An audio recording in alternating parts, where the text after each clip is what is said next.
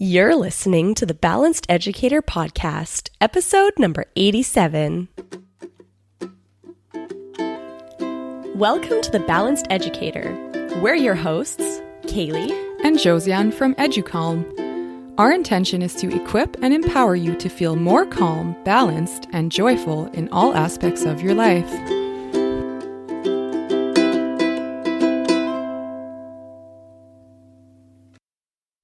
Hello there and welcome. Thank you so much for being here with us today. On today's episode, we're going to be getting into a very useful topic, and that is going to be how to apply for grants to fund your school projects. So this is going to be a very practical episode. But first, we're so happy to introduce today's sponsor, Little Love Home. Little Love Home creates sustainable, minimalist goods for you and your home. Everything is handmade with love by a mom right here in Manitoba, Canada. I personally have a set of coasters and a ring dish from Little Love Home in my office that I absolutely love. And we love that everything in the Little Love Home online shop is made from high quality, 100% cotton rope, and they donate 5% of their net proceeds to Global Footprint Network. If you love minimalist design, you'll definitely want to check out Little Love Home's online shop. You can find it at www.littlelovehome.com. And you can use the code EduCalm10 to get 10% off your first order. So again, check out Little Love Home's beautiful and timeless designs at www.littlelovehome.com and use the code EduCalm10. So that's EduCalme10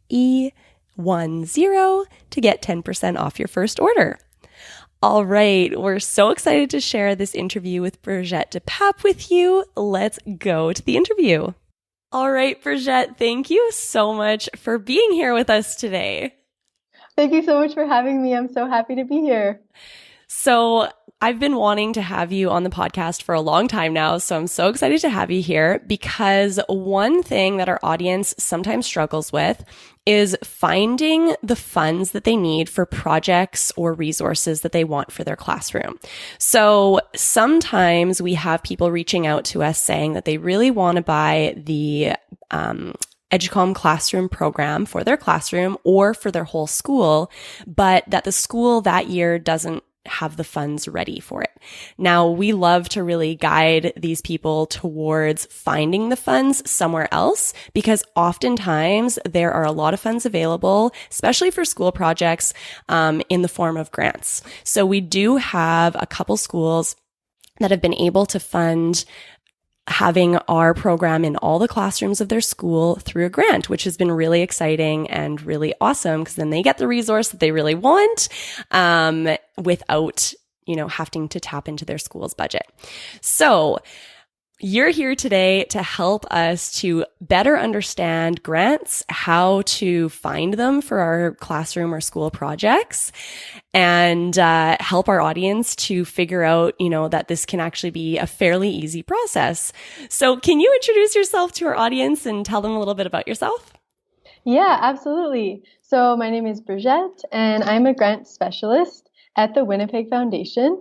I've been working in the nonprofit sector for over 10 years, and I'm grateful to have had experience on the end of applying for grants. So when I was working for the Immigrant and Refugee Community Organization in Manitoba, volunteering there, applying for grants for our programs, and then working for nonprofits like Save Our Sane, Canadian Centre for Policy Alternatives, and being the recipient of grants, being really grateful for that. And now I'm a reviewer of grants, so I help to develop some of our policies around grant making, and I also review our grant applications and make recommendations for which should be approved. That's really awesome. So you really have all the information from both sides of things, which is wonderful. Really great. It must be so fun to be the one, after so many years of being the one applying for grants and trying to get those funds, now being the one that gets to approve the grants. That must be so fun for you. It is so fun. One of my favorite parts of the job is giving giving people phone calls and being like, congratulations, you've received, Nourishing Potential grant. Then they're like, woohoo, like, thank you so much. Like, this made my day. So I No, love that. so fun. Awesome. So, you said that you work for the Winnipeg Foundation. Can we start off by explaining like what is a foundation? Yeah, so foundations are nonprofit organizations that exist to improve the lives of people in our community. And so a community foundation is also very much place-based. So for example, the Winnipeg Foundation is focused on improving the community of Winnipeg. We also have private foundations. So that is generally a smaller group of people who create those foundations and can give to them. Whereas with the community foundations, any member of the public can donate to them, and we exist because of the generosity of people who donate for good forever. Oh, okay. That's really interesting. So the community foundation is like Winnipeg Foundation, whereas the other option, would that be like, say, for example, a family that sets up a foundation that they contribute to? Yeah, exactly. That's right. Okay, that's really interesting to know. So those are kind of two avenues of foundations that we could sort of be looking into when we're searching for places to find grants for our programming. Yeah. Yes, exactly. Both of them will have different programs and grants available for projects. Cool. So then next, can you define like what is a grant? That's a great question. So the difference between a grant and a donation would be that a grant is for a specific purpose. So for example, we are giving a grant to Winnipeg Harvest for baby formula because that's something that they really need. Whereas say you give a donation to Winnipeg Harvest, it would be for whatever the organization chooses it to go to. Oh. So with the grant, it's for a specific purpose. Oh, that's really interesting. Okay, cool. That's really helpful. Thank you. So could you walk us through what a teacher would do if, say, they are looking for funding that isn't available in their school budget for a project that they want to be doing in their classroom or a resource that they want to bring into their classroom or into their school? What would be the steps that a teacher would take to find the funds that they need? Yeah, that's a great question. So I think I would start by clearly defining what your project is and what specifically you need the grants for. Then it would be great to do a bit of research on what are the different types of grants available. So for example, at the Winnipeg Foundation, we have something called one-time community grants that people can apply for projects. And schools are eligible for that by using their school division registered charity number. So that's also one thing to look at is look at the different programs, look at the different grants, look at what those specific grants are aiming to achieve. What are their priorities? Is it, say, for example, health and wellness? So in the case of EduCalm, if it's for health and wellness projects, that would be a great place to start. So look at their priorities and see if the priorities of the grants match with your priorities.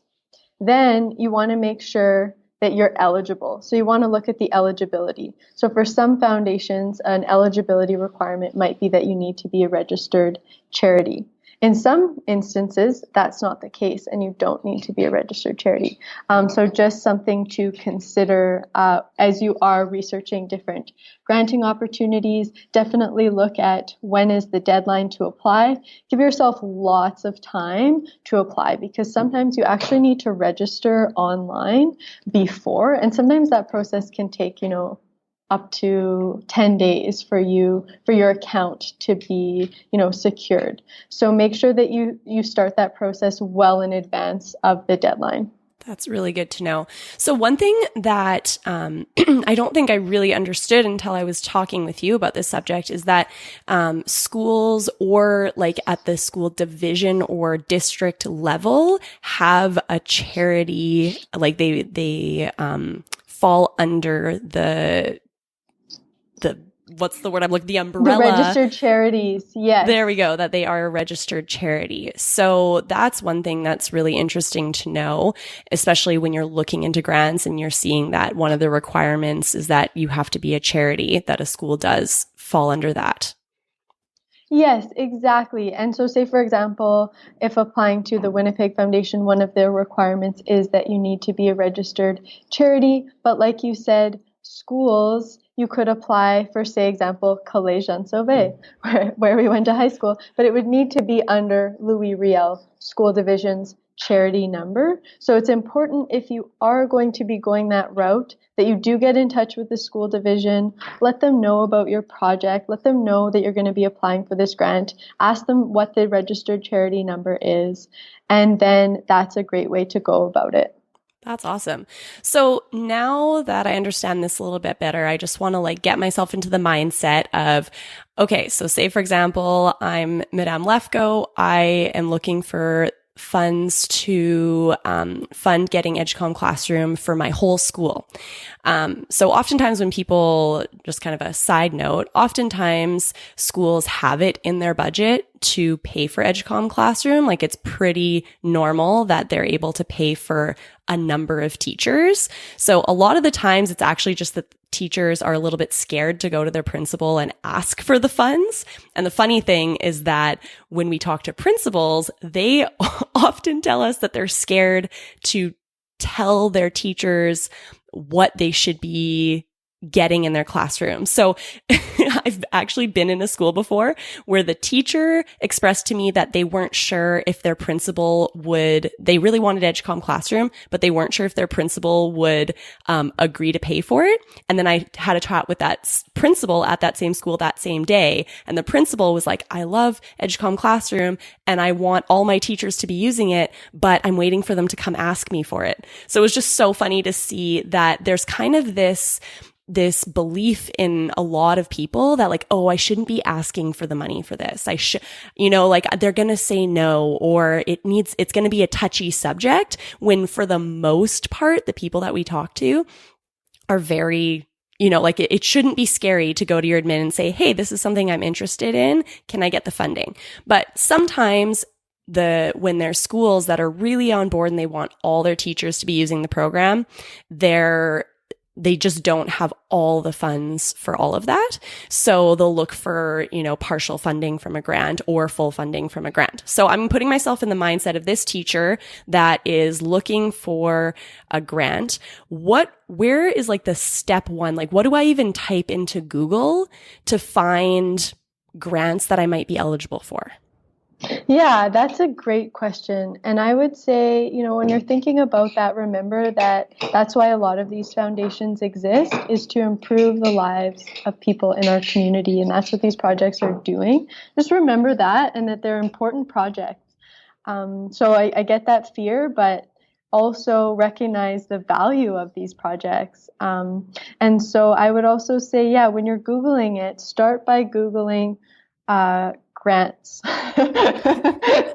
And I know that sounds really simple, but that's going to be your keyword, is grants. And then I would say, think about grants for what specific purpose. So for example, say your project falls under a health and wellness or a mental health cause. Definitely Google that as well. So grants for mental health or wellness projects. That would be a good way to start. Also consider what is the location, that the population served is another really important piece when you are Googling the types of grants. So if it is children and youth in Winnipeg, for example, right, definitely consider that as well, because some grants, for example, with the Winnipeg Foundation, we are specifically looking at improving the lives of Winnipeggers, right? Right.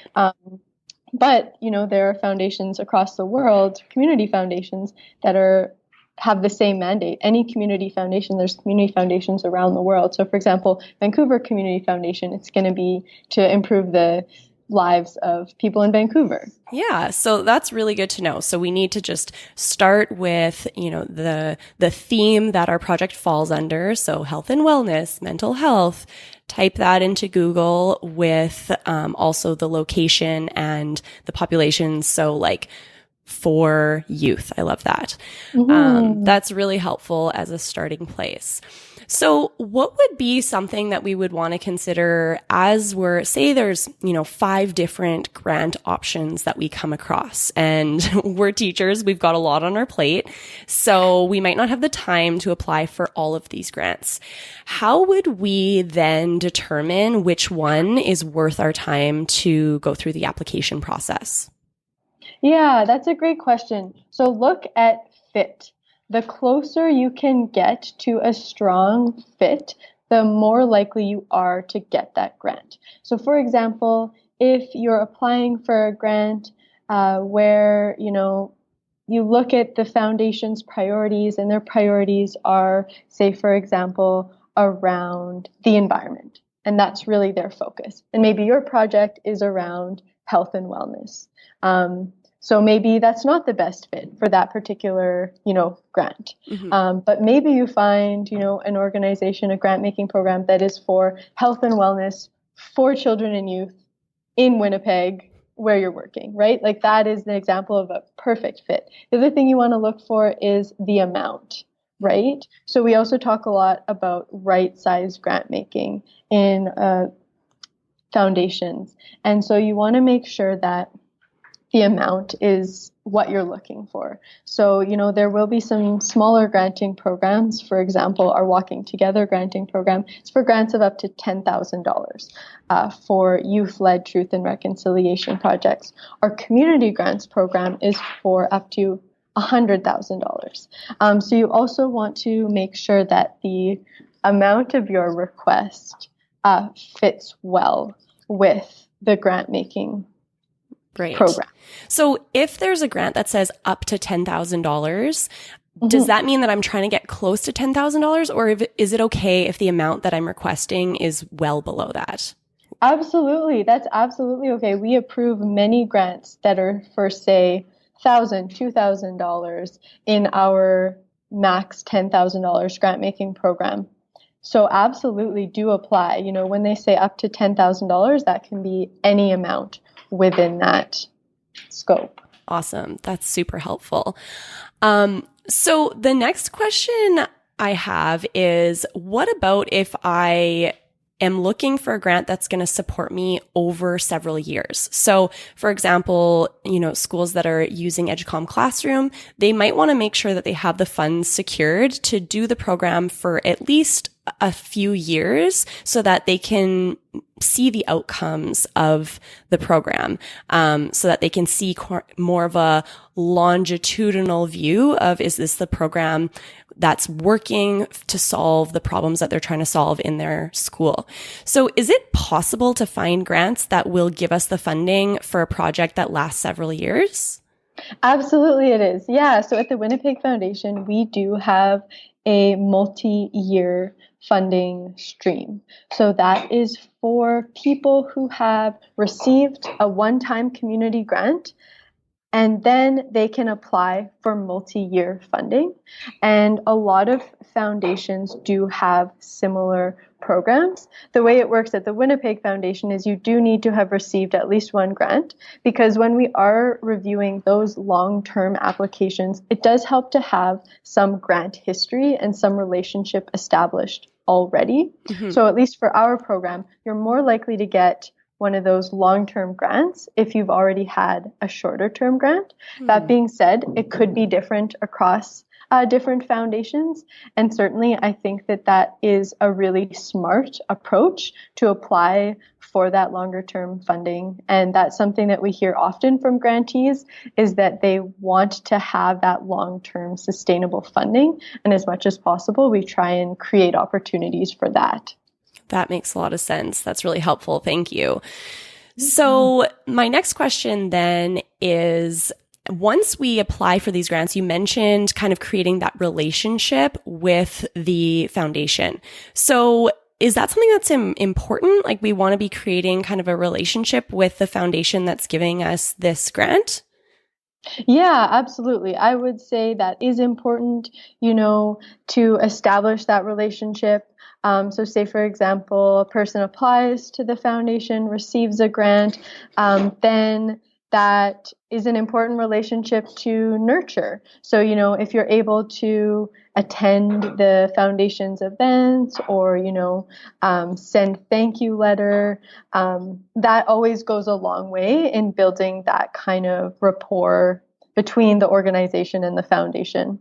That makes total sense. And I'm sure from the foundation side of things, you do like to see that the funds that you're giving people are helping them, right? So Yes. It must be really rewarding for you to get to have that feedback and continued relationship, which makes sense that it would then help to continue to receive funding in the future because it's humans on the other side of this that care deeply about helping others, right? Yeah. People that are working foundations like you. I've known you my whole life and you are one of the kindest, most caring people in the world. Oh, and thank you. Likewise. But yeah, I think sometimes when we're applying for these things, we forget that on the other end is a real human that truly cares deeply about the well-being of their community and wants to be giving these funds to someone that will use it well and create change. So I think, Yes, because sometimes it feels very impersonal when you're applying for these things because it's like this form online and you don't get that. You forget that it's someone that really cares on the other end.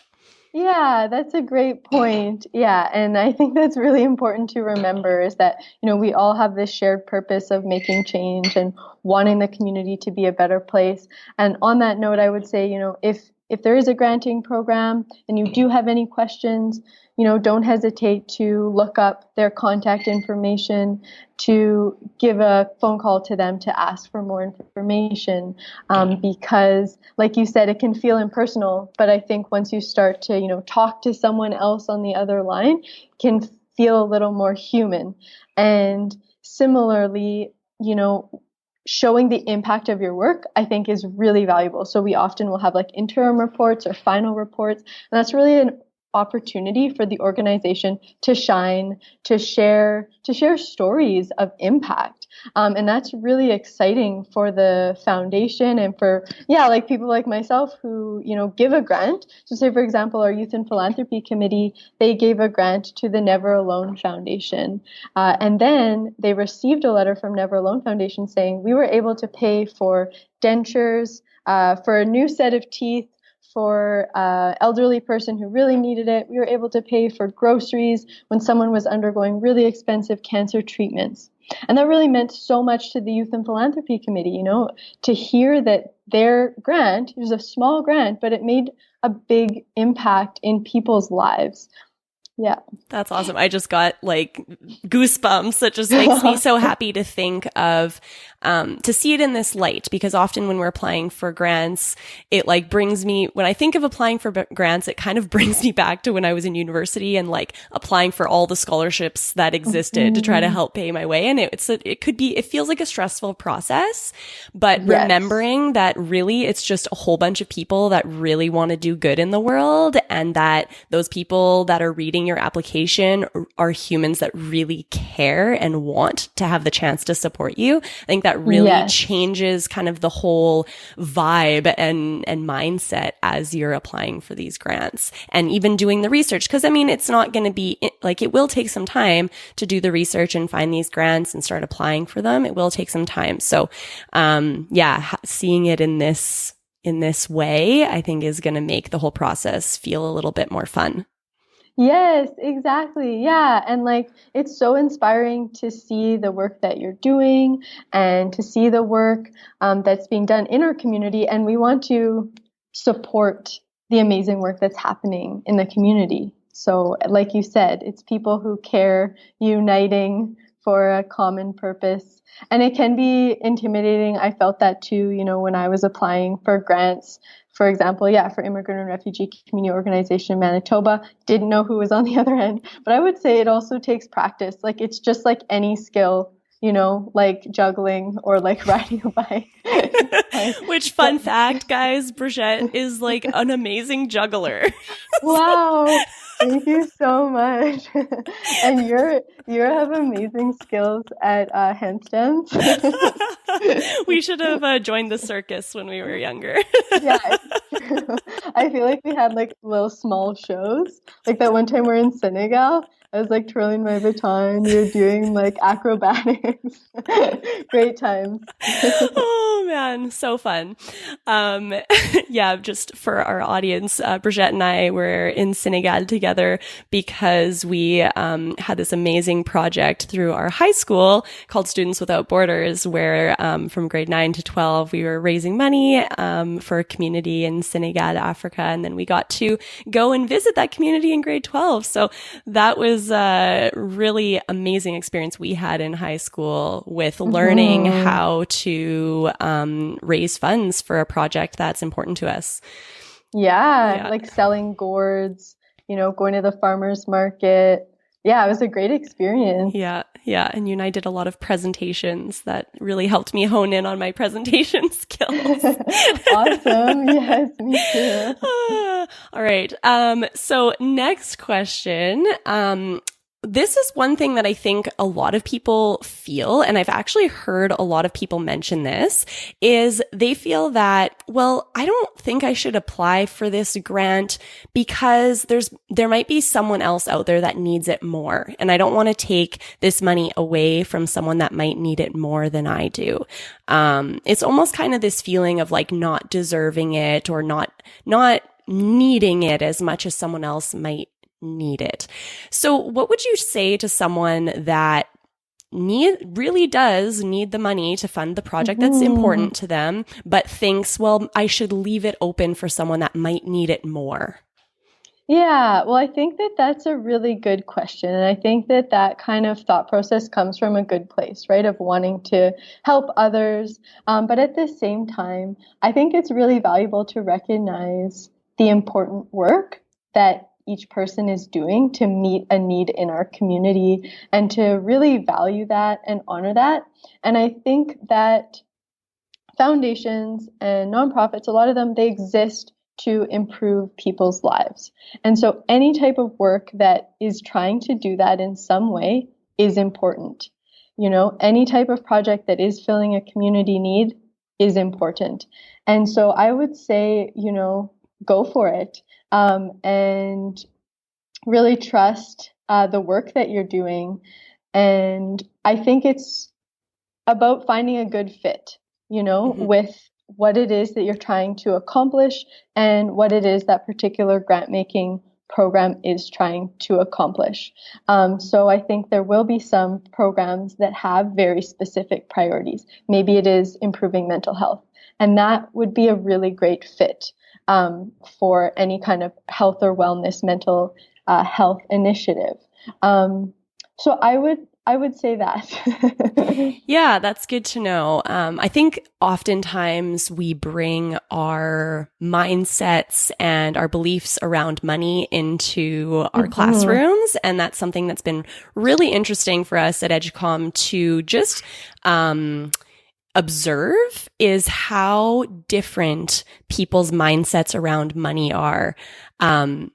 How, we sometimes will have a teacher that will find out the price of our program and say, oh my gosh, that's so cheap. Like, let me buy it right away. And then another person will be like, oh my gosh, I could never find the money for that. And it's so interesting because, it's not always based in facts. It's just that person's belief, their own personal belief around money, and whether money is easy to get, difficult to get, whether they deserve it or not. It's funny how much money has a story for each person. And it's been really interesting for us to just observe that, as people are looking into getting our program specifically for their classrooms or schools.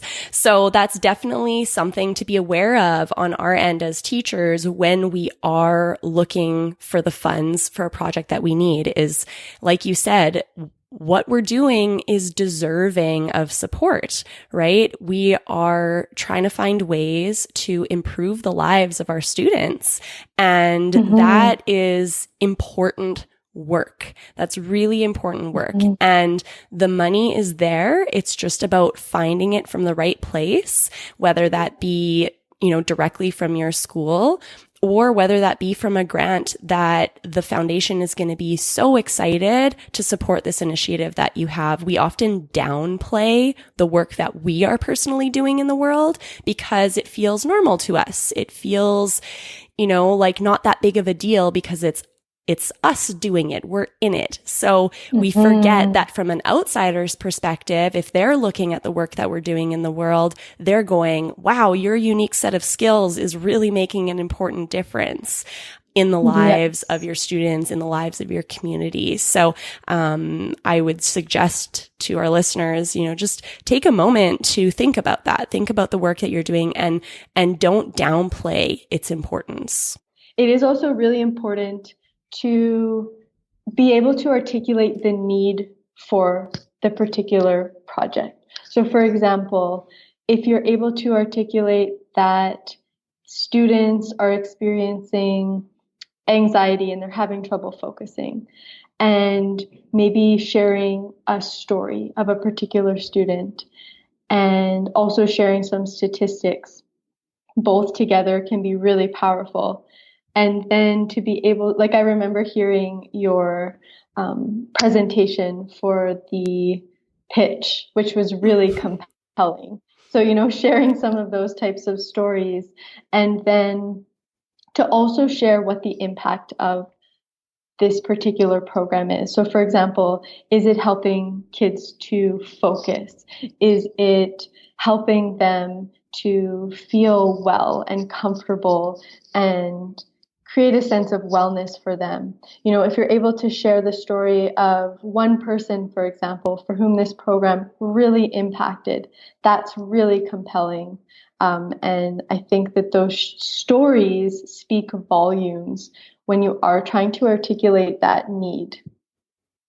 That's really helpful and fairly easy, because really, if we're looking to start a program in our classroom, there's a reason for it. Every teacher has a student that they can tell the story of that student's experience and how the grant could support this student to, lead a healthier, happier life.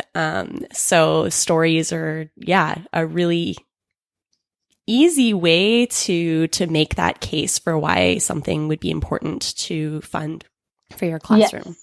Yes, exactly. And if you're able to, couple that story with some statistics of, say, the number of children who are being served, of, say, why that's important in the community, that really helps as well if you're able to kind of couple those.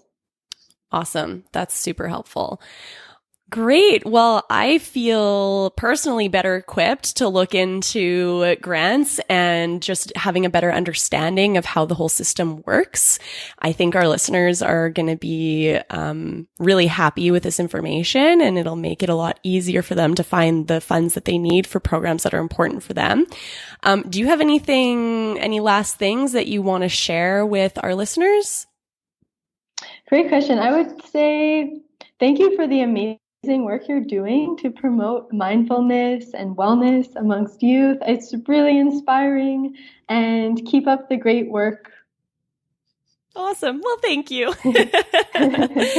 So, listeners, we're going to make sure that we write a really clear blog post to go with this podcast episode, because I know you're going to want, as you're going through this process, it'll be helpful to have, the steps listed for you. So we're going to write a nice, clear blog post that you'll be able to find on our website, educalm.com. And then click on podcast and blog, and you'll be able to search for this episode on that page. We'll also include, Brigette has been really kind to share some grants that would apply to people that are interested in applying for a grant to get Educalm Classroom for their own classroom or their school. So we'll put a list of those grants that she's shared in that blog post as well. And we'll also make sure to keep that blog post updated. So it'll be a resource that you guys will be able to jump back to whenever you're ready to start this process. And And anytime that we learn more about other grants that would be a good fit, we'll put that on that page as well. So fantastic. Yeah. So Brigette, thank you so much for being on the show. We really appreciate your expertise and all the good that you're doing in the world. Oh, thank you so much. Likewise. All right. Well, we hope that this has been really helpful for you, especially if you're looking into purchasing a program like Educom Classroom, our online full year mindfulness program where you have a guided audio for every single day for the full school year ready to use to practice mindfulness with your students. Or if you have any other projects that you're wanting to do at your school and you're looking for the funding, we really hope this episode helps you out. You can check out the show notes for this and go through the steps if you are a visual learner and you want to be able to see what we talked about today on our blog by going to educalm.com/TBE087. So again, that's educalm.com/TBE as in the balanced educator 087. Have an awesome week.